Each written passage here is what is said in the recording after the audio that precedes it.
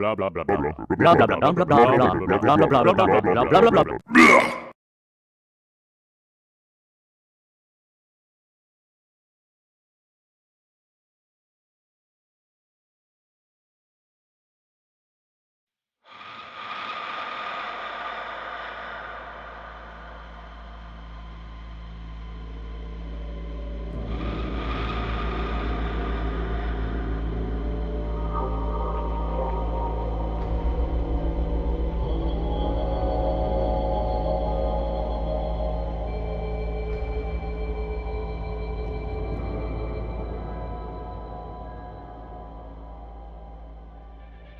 He dropped Mindy on the ground atop of Harry.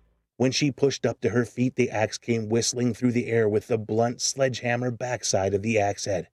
The sledgehammer hit her square in the jaw, instantly snapping it. She looked like she was trying to stop, but her jaw was beginning to swell and was hanging loosely. When she began to fall over, he flipped the axe over and brought it down one last time, burying it in her skull and splitting it down to her nose. He dropped the axe, leaving her looking like a bloodied lollipop. He walked to the last camper where the last of the surviving campers was holed up. Phil sprinted across the campground to Gus's camper, not wasting the time to knock. He opened the door, jumping in and slamming it behind him. Gus, who had been halfway through a joint, looked up at him with heavy eyes. Hey, man, what the hell are you doing? Are you trying to give me a fucking heart attack? Gus, you didn't jump when I raced in here. Besides, the police always knock. They aren't going to bum rush this piece of shit camper without probable cause. Wow, man. That's like some Law and Order shit there. You aren't a lawyer, Gus, shut the fuck up. There's some crazy motherfucker out there, and he just shot Harry and choked out Mindy. Pretty sure that she's dead. Shot him? How? With a gun, you idiot. What do you have in here to protect us with? I could get the guy totally stoned, but other than that, I got like a Swiss Army knife, and I think I have a few steak knives. There might be a hammer under the sink, but I'm pretty sure you borrowed it and then never got it back to me. We are fucked. We are so totally fucked. Do you have your cell phone charged up? Sure do. It might only be a 2-inch screen, but it works just fine. You want to borrow it? Oh, my lord, how have you lived this long? I want you to climb up on the roof and call 911, and do it now. Gus heaved forward, trying not to giggle as he walked. Phil screamed, What the hell are you laughing about? I can't feel my legs, dude, like at all. If it wasn't for seeing it happen, then I totally would think I'm like floating, you know? He looked down, lifting his leg one after the other, slowly, and grasped Phil by the shirt sleeve. Am I floating, Phil? Oh, man. If I'm floating, then maybe I'm a superhero. Gus, please. All I'm asking you to do is go up top, call the police, and then tell them what is happening. And what is going on again? You caught me at a bad time of the night. I'm not lying. This is like don't come a-knocking when this bus is letting smoke out of it. Phil gave up and took the phone away from Gus. Do me a favor and keep that door from opening. That is your only job in life, to not let that door open. Gus nodded, gave a weak salute, and flipped the lock on the door. A minute later, the small RV began to shake.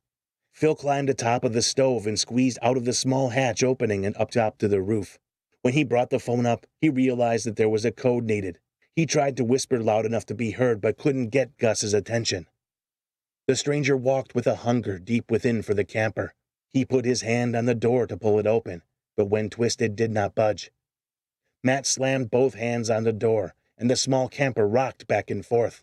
He took a few steps back to examine it, and saw that other than a few boards that had sloppily been put in place, it was practically unsecured in any way. The hill that it was sitting on, and the lack of being on the hitch left it mobile.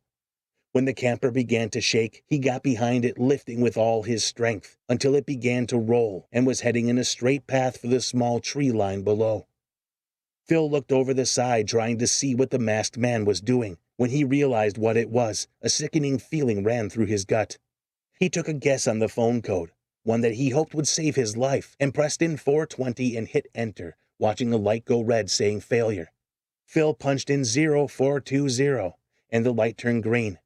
As he was punching in 911, the camper began to shift. Phil duck-walked over to the edge. The stranger lifted the camper as high as he could before the wheels began to turn and roll. Gus headed for the hole for the camper's roof and yelled, Dude, I think he's gonna move us somewhere. I don't think this is going to be where it is for very much longer. Phil was ready to say something when he saw the scenery begin to move. Hey, Gus, do something! Do something! Gus looked up and disappeared in the blink of an eye. When they hit a bump that sent the camper into the air and then back down again, Gus flew into the back of the camper with a painful thud. Phil knelt down, seeing that the edge of a tree line was nearing. When he looked back, he saw the man standing, head tilted and waving goodbye. Phil tried to grip the edge of the hole to the camper. When it crashed into a tree, his hands ripped free and the skin was torn down his hands. The momentum from their ride sent Phil flying into a tree trunk and snapped his spine.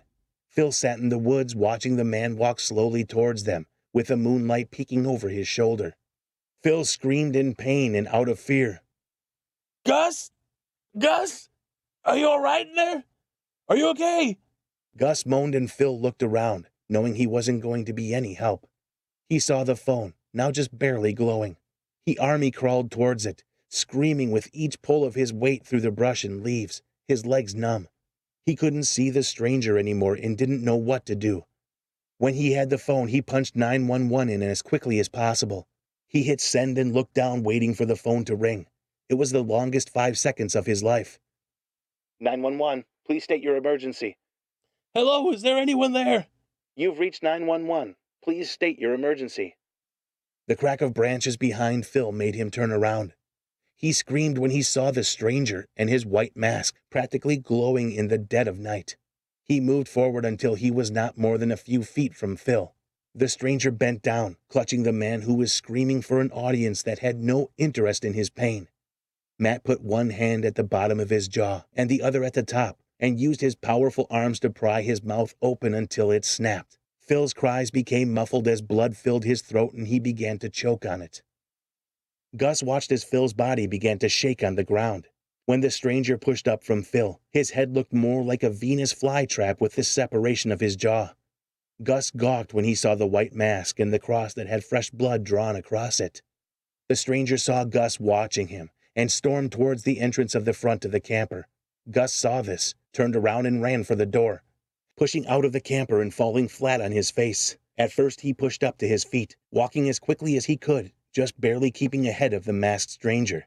When he looked behind him, he saw the strange man approaching. Gus held up his hands in front of himself.